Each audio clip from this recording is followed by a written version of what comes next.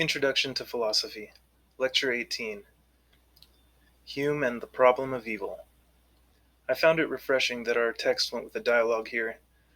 I love reading philosophical dialogues, but for better or for worse, as Western philosophy matured into the rigorous logical study that it is today, dialogues have practically vanished from academic philosophy.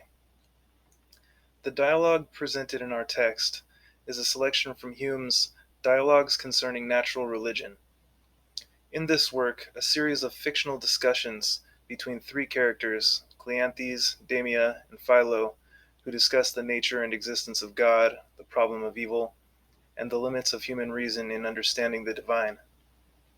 If you read the whole thing, not just the selection provided in our text, Cleanthes seems to represent the religious thinkers and advances an argument from design for the existence of God, similar to those advanced previously by Aquinas and Paley.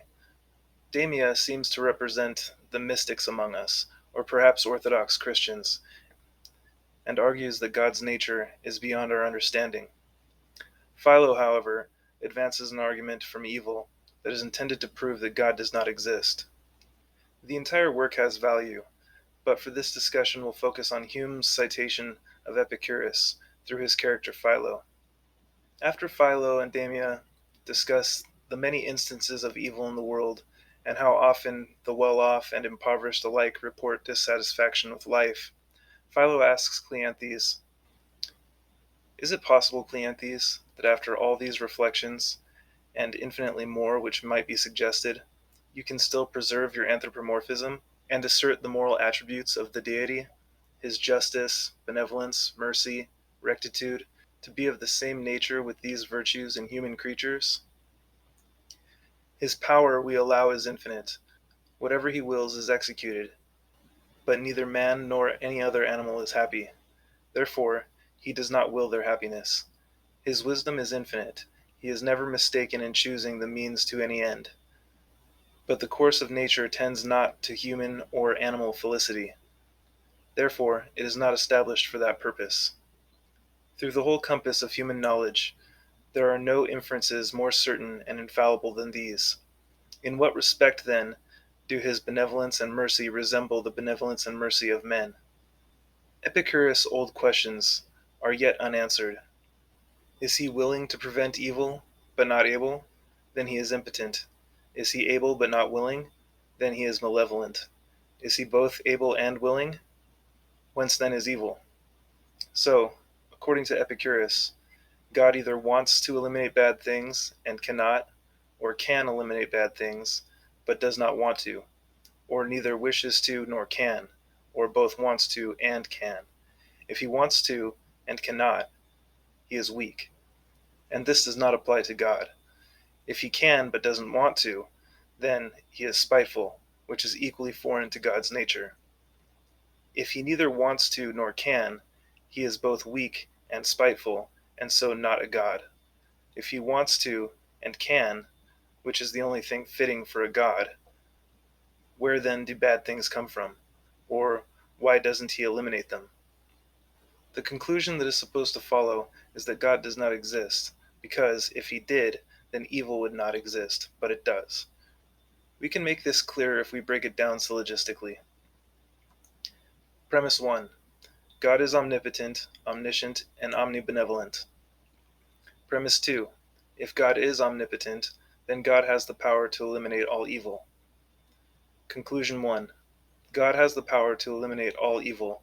Modus ponens, Premise 1, Premise 2. Premise 3.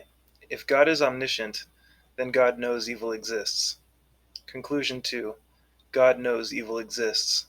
Again, modus ponens, Premise 1 and Premise 3. Premise 4. If God is omnibenevolent, then God has the desire to eliminate evil. Conclusion 3. God has the desire to eliminate all evil. Modus ponens, Premise 1, Premise 4. Premise 5. Evil exists.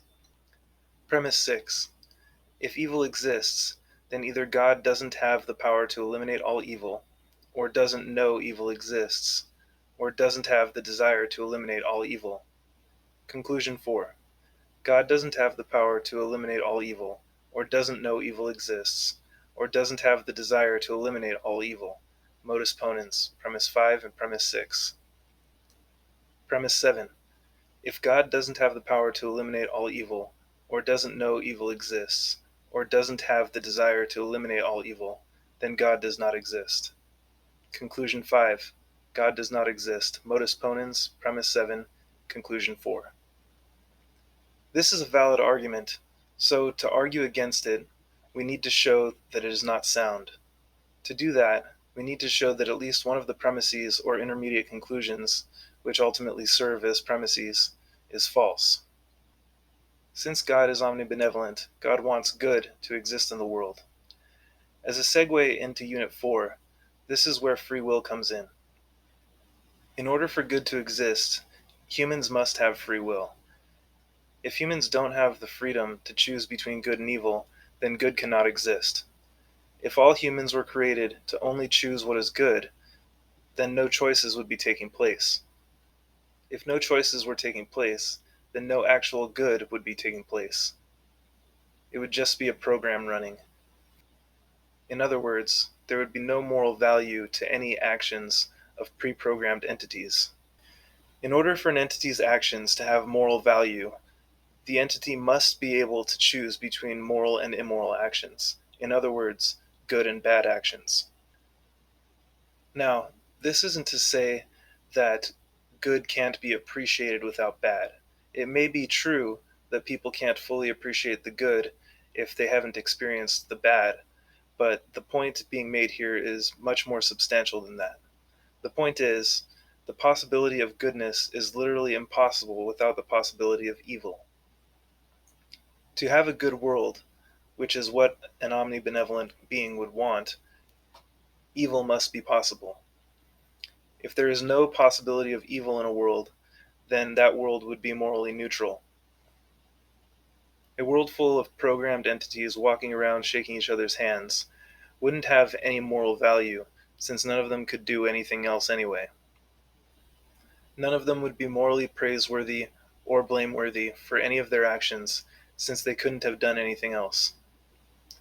However, in a world where people can choose between doing the right thing or doing the wrong thing, then when they do the right thing, they are morally praiseworthy, and when they do the wrong thing, they are morally blameworthy. Therefore, the only way the world can be good is if evil is allowed to exist. So, we have a way forward to refute this argument. Since God wants good in the world, the existence of evil must be permitted. So we don't have to grant conclusion 3, that God has a desire to eliminate all evil. And we've shown that the argument is not sound.